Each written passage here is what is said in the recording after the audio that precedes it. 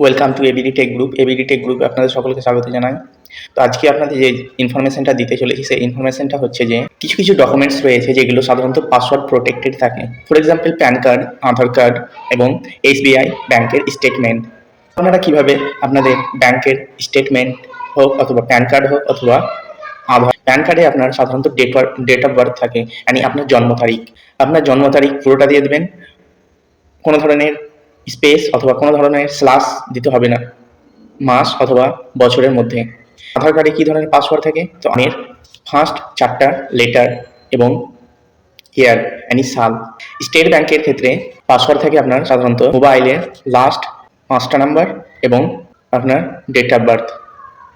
Date of বার্থের সালটা কিন্তু পুরো 4টা নাম্বারের হয় না, সালটা হয় সাধারণত লাস্ট 2টো নাম্বারে। কারো যদি এই জন্ম তারিখ হয় 2001 তাহলে 01 হবে, আর যদি কারো জন্ম তারিখ 2002 হয় তাহলে 02 হবে। এইভাবে